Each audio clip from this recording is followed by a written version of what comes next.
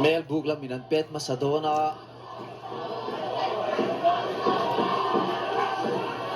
อินเคลาเจ็ดหัตักอิสักะโกลาดิงา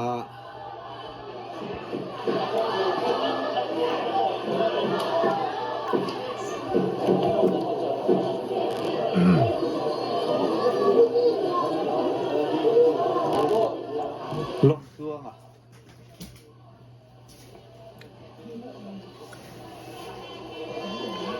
นี่ก็เสียกับผู้เสียพัดตัดเราไม่อยากทิมเด็กตัวเมลบุกินันเป็ดมาซาโดนาสักการะดังเทโดนเอ็มกันที่โดนนี่เมนัลตีฮิจูฟานในจักท่านี่ตัวจินปุยฮีเปนัลตีเละฟุตบอลสมชื่อมาจนนิสักอะไรจนต้องเสียตั้งอาจกเนี่ยยังอ่ะดังกัดมาอิสักมูเปลี่ยนท่าอาเซฟตัดไม่วาลีน่ะฮารอมเป็นช่วงเวลาเป็นจุดหรือท่านเป็นเพียงท่านดู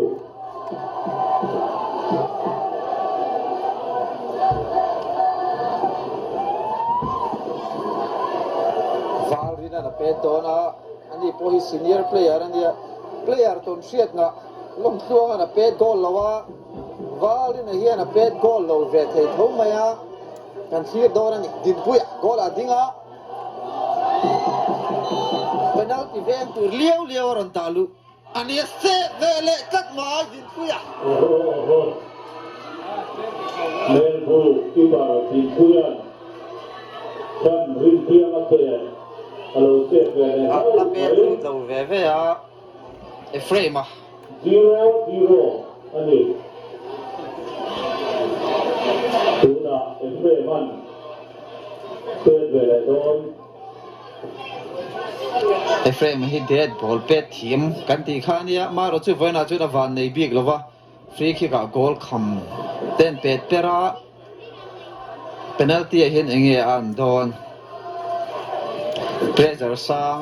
เมทส์เคลเนมตกอันนี้อาซามเราตัวง่ายละมาเราสู้ world class player แต่พอหินซามฟูวาอิสักอาดังเล็ดให้โดนเอ็มเอฟเรมอ่ะได้ที่ข้ามาเราจะสร้างแค่ตา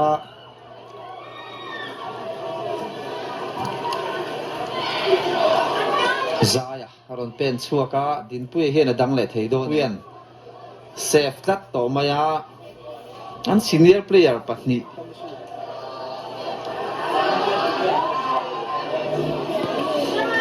อันซีเนียร์เพลย์ปัตนีลมตัวงอะไรวาลินันอันหลักตัว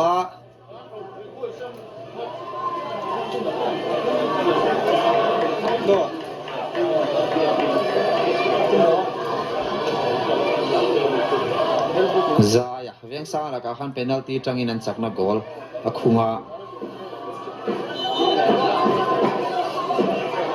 Zaya, gol lah, tikanan gol din muncul 1-1. Ani. 1-1, ala dia. Robena. Mel buk ta na ron pen chuak vele a tlang do na nia semi final an ta na poi mo hle do na ni Robena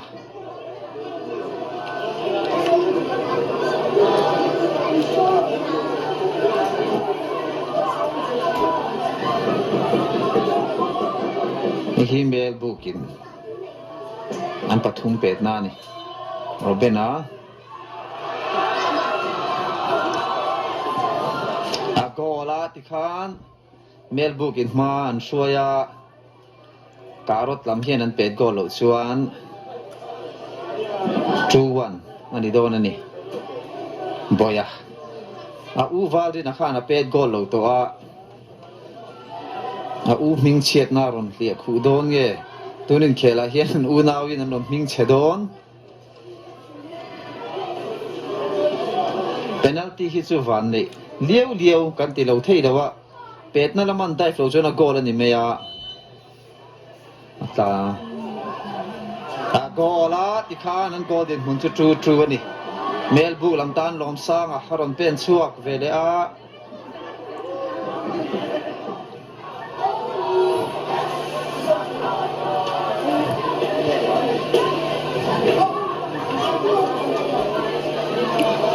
na pet goal ve donem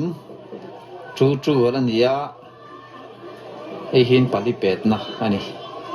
isaka khona tang le thei donem lom sang pet goal a tikhan Melbu in man shwai le a karot lam viara ron pen chuak ve le a player no pangtan chuan pe ta khu phur om viau mai thina heng hi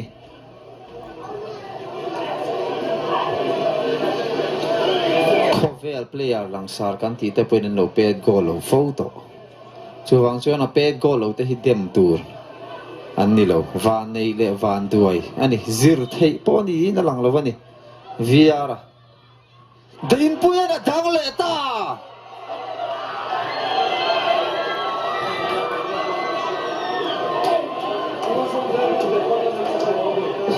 hei hi panga pet na ni ala som zel hi na pet goal chuan Melbu hi an chak don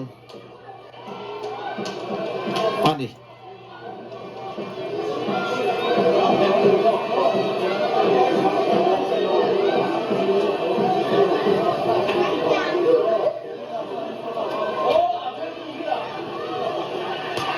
som zela na thian pa lom tuang ana pet goal to lova lal som zela isa gonna save vele tad mai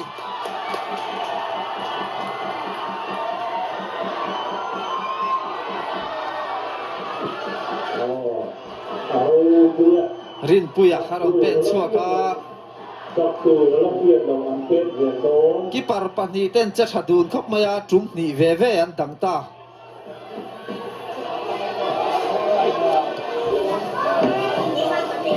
player senior le senior lo po sia thana harta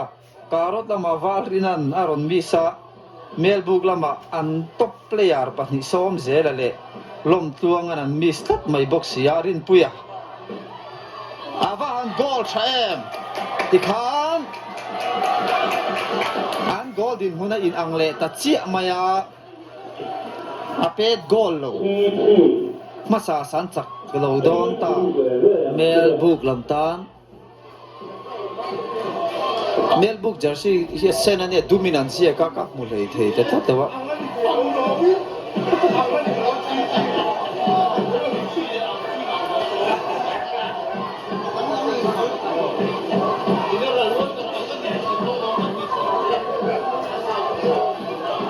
saka hian a safe le donem safe thei riau maya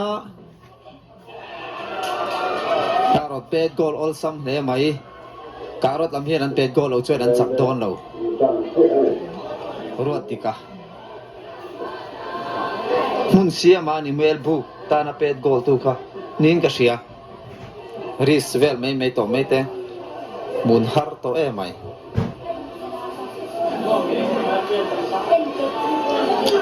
a goal lo chuan karot an chak don lo din puya a hero chun jom thei donem tum ni adang to a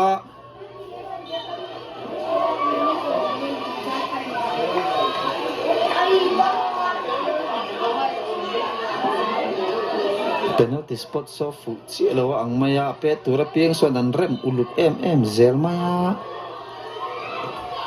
din puya na da Melbu kan chakta ani lal din puya Melbu tang chuan hero ati lo thei lo penalty vel tur liao win an ron da lu ta